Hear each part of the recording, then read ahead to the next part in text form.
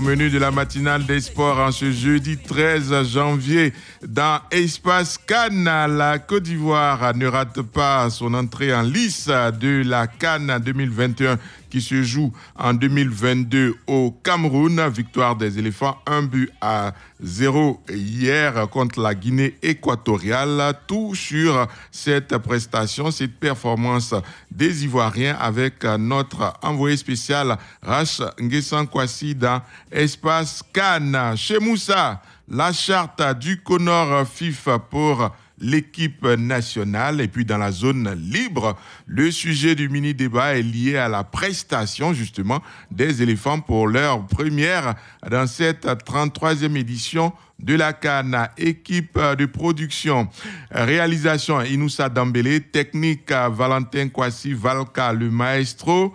On retrouve notre envoyé spécial dans l'espace Cannes de Douala. On y va avec Rach Nguessan Kwasi. Douala vous salue. Bonjour la Côte d'Ivoire. Cannes édition spéciale fait un détour à Japoma sur cette entrée réussie des éléphants de Côte d'Ivoire hier. L'équipe a su imposer son jeu par intermittence, comme ce quart d'heure ponctué par ce but splendide de Max Alain Gradel, qui a réussi la parfaite gifle sur un ballon capricieux. Les éléphants ont subi par la suite les équateurs guinéens à l'entame de la demi-heure et notamment à la reprise de la seconde période. Mais ils ont eu un cœur à l'ouvrage. Ces garçons, décimés, on le sait, à une semaine de la Cannes par la Covid, ces éléphants n'ont certes pas livré un match à la brésilienne, mais ils ont fait l'essentiel. Et l'essentiel ici, ce sont ces 3 précieux points obtenus au forceps. Dans l'ombre, les spécialistes l'ont désigné homme du match. Ça pourrait être Badran Léo, qui n'a pas tremblé dans sa cage. Ça devrait être Eric Bailly, décisif dans ses anticipations. Ça pourrait être Justin Conan, aux montées rageuses. Tous méritent cette désignation parce qu'ils ont accepté de souffrir, de se sacrifier. Et bonjour le succès. C'est Michael, désigné justement l'homme du match à la Cannes édition spéciale. C'est un réel plaisir. Il n'y a pas de récompense individuelle, personnelle sans le collectif. Donc c'est une grande joie pour un début de compétition très relevé. Bravo à l'équipe. Quand on est footballeur, on aspire à faire de grands matchs. Je ne suis pas du tout surpris de ma performance, mais il y a beaucoup de joueurs qui méritaient aussi d'être meilleurs, de gagner ce trophée.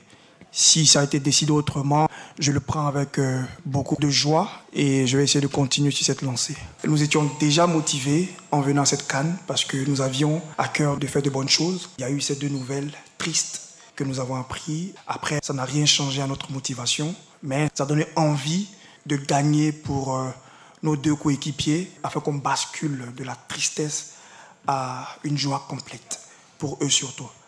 Quelle analyse, quelles sont les grandes leçons d'un tel match? Retrouvons Baumel lors de la conférence de presse d'après-match. On va retenir les 3 points, la victoire et une très bonne entrée en matière, les 10-15 premières minutes où les intentions étaient très bonnes, la simplicité, la fluidité, un travail collectif. J'ai beaucoup aimé les 10-15 premières minutes. Après, on a toujours ce petit défaut de retomber dans nos travers, de penser qu'on peut faire la différence tout seul, de se servir chaque fois du collègue pour y aller seul, et c'est ce qui me déplaît un petit peu. Donc ça a été mon leitmotiv durant tout le stage, mettre beaucoup plus de simplicité dans la zone de préparation. Après, dans la finition, je dirais, je peux laisser le talent agir, mais il y a 2-3 choses qui m'ont déplu, je leur ai dit à la mi-temps. Face à une belle équipe aussi de Guinée équatoriale qui, je dirais après le but, on les a laissés revenir dans le match, espérer. Je crains personne.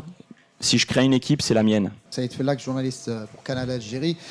Ça a été compliqué pour vous malgré la victoire face à une bonne équipe aussi de la Guinée équatoriale. Finalement, après le match nul de l'Algérie, on pensait au départ que ça allait être peut-être une partie de plaisir pour l'Algérie et la Côte d'Ivoire. Finalement, on peut penser que ça va être compliqué. Un petit mot sur ce match Algérie aussi Sierra Leone, vous l'avez sans doute suivi. Vous allez affronter cette équipe de la Sierra Leone. Comment avez-vous trouvé le match, la performance de l'Algérie? J'ai regardé le match. Je crois que depuis le mois de septembre, le tirage au sort, j'ai dû le dire des dizaines et des dizaines de fois que vous, journalistes, vous voyez des pronostics, vous regardez les équipes et vous dites oh, c'est l'Algérie, numéro 1 en Afrique, et puis la Côte d'Ivoire qui va sortir, ça va être facile. J'ai toujours dit que ça serait une poule ouverte depuis septembre. Je connais ces équipes, j'ai déjà joué plusieurs fois contre la Guinée équatoriale, avec à l'époque la Zambie, mais aussi avec la Côte d'Ivoire en 2014-2015. J'ai joué contre la Sierra Leone avec la Côte d'Ivoire. On avait eu 2 matchs très difficiles à l'époque, on avait joué 2 fois à Abidjan. J'ai beaucoup de respect pour ces équipes, je ne suis pas surpris. Parce que je regarde tous les matchs et ces équipes se sont qualifiées et ce n'est pas par chance qu'ils sont à la Coupe d'Afrique. Donc je prépare mes matchs, je prépare la Guinée équatoriale comme je vais préparer la Sierra Leone, comme je préparais l'Algérie. Je dirais que ce n'est pas l'Algérie qui a fait un mauvais match ou qui a déjoué. C'est la Sierra Leone qui a été à la hauteur. Donc ce ne sont pas des équipes qui sont là pour juste figurer. Ils veulent aussi passer un premier tour. Manuel Mahop, Afrique Média, coach. En venant au stade du complexe Japoma, vous y êtes venu il y a quelques semaines face au Cameroun. Peut-être vous n'aviez pas cette hantise-là, vous disiez le stade Japoma ne vous a pas souri contre le Cameroun. Et peut-être que ce serait pareil. Deuxième volet de ma question. En toute honnêteté, vous le dites, 15 premières minutes, vous êtes souverain. Sauf qu'avant ce match, il y a Sylvain Gohou qui est suspendu. Ça vous amène à vous poser les questions. Autre chose aussi, dans le cœur du jeu. Franck Essier puis Seri, homme du match, sont complémentaires. Honnêtement, c'est un peu du Xavi Iniesta, autant du FC Barcelone. C'est super sympa. Mais après, la mauvaise note, c'est qu'à l'air, ils ne se retrouvent pas, alors que les cadors quand même, comme Sadio, ont inscrit un but. À l'air, vous continuez à lui faire confiance, malgré le fait que pour ce match, honnêtement, on a constaté que ça n'était pas le grand à l'air de Ajax. C'est vrai qu'un coach, lorsqu'il vient faire une reconnaissance d'un terrain ou lorsqu'il vient perdre, il y a toujours ce côté un petit peu mystique. Donc il fallait conjurer le juju, le mauvais sort. Donc on a perdu 1-0 il y a quelques semaines où j'étais frustré parce que j'avais le sentiment qu'on méritait peut-être pas de perdre. Et puis voilà, on est venu gagner, on a un petit peu souffert aussi. Donc on a conjuré le mauvais sort. Concernant l'entrejeu avec nos joueurs clés, oui, c'est vrai qu'il y a une grosse qualité, même avec Ibrahim Sangaré. Mais je pense qu'on doit encore jouer plus simple. Je pense que par moments, j'ai l'impression qu'ils veulent justement trop faire du petit jeu. Et en Afrique, c'est souvent de l'impact. L'intensité, il fait chaud. On ne peut pas toujours pratiquer le même football qu'en Europe. Donc je vais insister jusqu'à ce que j'y arrive. Je veux plus de simplicité. Et je vais y perdre ma voix, mais ce n'est pas grave. Si ces joueurs-là de grand talent arrivent à mettre de la simplicité, je pense qu'on peut être plus efficace. Valère, il a eu le Covid, donc il a fait toute sa batterie de tests. Mais je pense que les joueurs qui ont le Covid mettent du temps à récupérer. C'était important pour lui de démarrer cette compétition. C'est quand même aujourd'hui le meilleur buteur en Champions League en Europe. Il faut lui laisser un petit peu de temps de récupérer, mais parfois, même si on ne marque pas, même si on a la sensation de rater un match, il est dans la compétition. Et je continuerai à lui faire confiance, bien sûr, il nous a marqué des buts importants. On a de longs jours à passer ensemble dans cette compétition et je suis sûr qu'il va monter en puissance parce que c'est un compétiteur, c'est un gagneur. Après, j'ai fait rentrer Christian Kwame qui a pu, lui, faire tout le stage et qui nous a apporté sa spontanéité, sa fraîcheur, sa capacité à garder le ballon. J'ai une profondeur de banc, donc autant l'utiliser. Peut-être c'est lui qui démarrera, j'ai le jeune Karim Konaté, j'ai Yohan Boli, j'ai des options, même sur les côtés. Des Max Gradel qui démarrent le match, qui marquent, et puis derrière, on peut faire entrer des Pépé, des Zaha, il y a Jean-Yves Kouassi, il y a du monde. À moi de trouver la bonne formule pour être efficace. Sylvain, forcément, il est avec nous, mais le football est une opportunité, quand c'est pas l'un, c'est l'autre. Donc, très heureux pour Badra Ali Sangaré, qui a fait un très grand match, qui a eu 2 arrêts décisifs. Voilà, et son grand frère est là pour le féliciter, parce qu'on est une famille. Et je suis très heureux pour Badra et je sais que Sylvain est très heureux pour Badra aussi. On va rester concentré et il va falloir aborder ce deuxième match sérieusement. Et puis, tout le monde voyait le match Algérie-Côte d'Ivoire. Ça sera pour finir premier ou second. J'ai jamais dit ça. Moi, je ne l'ai jamais dit. Donc, il va falloir gagner nos matchs, mériter d'être au second tour. Avec une victoire, ça peut permettre de passer un premier tour. Donc, mais moi, ce que je veux, c'est essayer de progresser avec cette équipe parce qu'il y a les moyens de progresser. Je pense que j'ai une Formule 1, mais il faut que j'arrive à la faire tourner à plein régime. Si dimanche, nos garçons accepte d'aller au charbon, d'aller au duel, au combat, accepte de souffrir, la Sierra Leone serait une autre proie à épingler. Dimanche, c'est un autre jour. Restons en union de prière. Dieu prépare quelque chose pour la Côte d'Ivoire. CAN, édition spéciale, Soro Draman, Etienne Mianesfor en la technique, collaboration, Koulibaly Sendou, coordination rédactionnelle, Konaté Idriss, mise en page de présentation, Rachingé Sankwasi, Douala, rue Koloko, Radio Côte d'Ivoire. Voilà, c'était l'espace Cannes avec Rachingé Sankwasi. Je souligne au passage l'excellent français dans lequel s'est exprimé Jean-Michel Seri, élu homme du match à Côte d'Ivoire, Guinée équatoriale hier. Le groupe F a clos la première journée hier avec la victoire du Mali.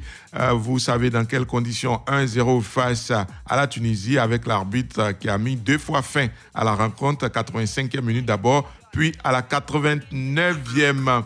La Mauritanie a été battue par la Gambie pour sa première qui s'impose face à la Mauritanie, donc 1-0. La deuxième journée va donc débuter aujourd'hui avec le retour en scène du groupe A, Cameroun, Éthiopie à 16h, Cap-Vert, Burkina Faso à 19h. La discussion tourne autour de la charte sur la conduite des joueurs en équipe nationale de Côte d'Ivoire, charte initiée par le comité de normalisation de la Fédération ivoirienne de football. La journée sportive s'est bien déroulée hier à Yopougon. La journée sportive commence ce matin à Yopougon également. Bonjour Zou Gervais. Réponse à la question. Bon, moi je crois bien que l'essentiel c'est les 3 points, mais il faut féliciter les jeunes gens. Ils se sont vraiment battus. C'est vrai que les 15 dernières minutes, les Équato-Guinéens nous ont donné quelques sueurs froides, mais la situation a été vite maîtrisée. Et quand on a repris, Baumel a essayé de faire quelques réglages et finalement, on a eu les 3 points. Mais il y a beaucoup de réglages à faire parce que quand on voit un peu la défense, j'ai l'impression qu'il y a un peu un relâchement. Et puis par moment, les jeunes gens ne se parlent pas. Et quand on prend le milieu aussi, j'ai fait un constat hier. Franchement, non seulement Kessie est beaucoup utilisé dans son club au Milan AC et il était très fatigué. Donc on avait l'impression qu'il y avait une rupture dans la zone de turbulence, c'est-à-dire dans le milieu. Maintenant, au niveau de l'attaque, il faut féliciter surtout Gradel. Et moi, je dis merci à Gradel parce qu'il a véritablement rendu hommage à son père en marquant le but. Il nous a permis d'avoir les 3 points. Mais dans l'ensemble, il faut féliciter les jeunes gens. D'accord. Merci aussi à Radio Côte d'Ivoire pour le concept, ce très bon concept Cannes Festival. Merci à vous et très bonne émission. C'est un plaisir pour nous d'être à Yopougon. Merci à la grande population de Yopougon, terminus 47, espace sport et loisirs. La mobilisation était exceptionnelle. Moulay César a été à couper. Bonjour à vous. Oui, bonjour, monsieur Anja Soukrou. Alors, dites-nous tout. Qu'est-ce que vous avez pensé de la prestation des éléphants hier? Bon, comme on le souhaitait, l'essentiel, c'était les 3 points. Mais il y a beaucoup de réglages à faire. Parce que le jeu qui n'est pas en forme dans son club, on n'est pas obligé de le sélectionner. Et celui aussi qui ne joue pas pendant 2 à 3 mois là, ce n'est pas une obligation pour le sélectionneur de l'appeler. Vous avez des exemples? Un gars comme le 3 là, Wilfried Canon. D'accord, mais Wilfried Canon n'a pas joué. Il y a aussi Christian Kwame. Depuis, lui, quand il vient en sélection, là, il n'a jamais marqué. Même devant poteau vide, là, il jette ballon. Donc, on l'appelle pourquoi? D'accord. C'est compris. Moi, sincèrement dit, nous, cette année, nous voulons la CAN. D'accord. Nous, les Ivoiriens, nous voulons la CAN. D'accord. Maintenant, pour que la coupe puisse arriver chez nous ici, là, il n'a qu'à faire un bon classement. D'accord, on vous a bien compris. Merci beaucoup. Merci de ce coup de fil qui nous est venu d'accoupé. Wilfried Canon n'a pas joué hier, c'est plutôt Ghislain Kona qui était latéral à gauche sur la page Facebook de Radio Côte d'Ivoire. Malgré que le sujet a été posté vers 23h, il y a énormément de réactions. Je l'ai reçu. On a toute la journée des émissions, des plateaux et puis le débrief CAN à partir de 18h. Je me ferai fort de revenir sur tous ces commentaires. Pour ce matin, on va lire peut-être deux Zana Issa Silué. Mais est-ce qu'il y a eu du changement depuis que ce coach est à la tête des éléphants? Quand on sera éliminé, les mêmes débats vont reprendre l'expression qu'on est un peu fier de cette équipe, mais il faut aller de l'avant. Nassin Zeu, l'essentiel, c'était de prendre les 3 points. L'objectif est atteint. Félicitations aux éléphants. Alex Iriebi. Pour un début, c'est bon à prendre. On demande à nouveau à nos pachydermes d'être plus rapides dans les contre-attaques. Dernier auditeur ce matin, Dieudonné est à Dieucoué. Bonjour à vous. Oui, bonjour Ange. C'est Dieudonné comment? Oui, ça va, ça va. Dieudonné comment? Votre nom de famille? C'est Yougunebi Dieudonné. Yougunebi. D'accord, je comprends pourquoi ils se sont arrêtés à Dieudonné. Allez-y, on vous écoute. Oui, vraiment, je dis bravo aux éléphants, surtout à Alain Gradel et ses coéquipiers. Oui. Vraiment, qui nous ont permis d'avoir les 3 points et d'avoir, qui nous ont positionné à première place dans nos poules. Oui. Vraiment, je les tire mon chapeau et vraiment, merci beaucoup. Merci à vous aussi, Dieudonné, et excellente journée à Dieucoué. Vous saluez toute la population de Dieucoué de notre part. Hein? Allez, Jean-Philippe Oria est en ligne. Bonjour Jean-Philippe. Bonjour Ange. Faut-il se satisfaire de la prestation des éléphants hier? Bon, se satisfaire de la prestation, ce serait, je dirais, trop dire, et puis ce serait lancer des fleurs pour le début d'une compétition en autre.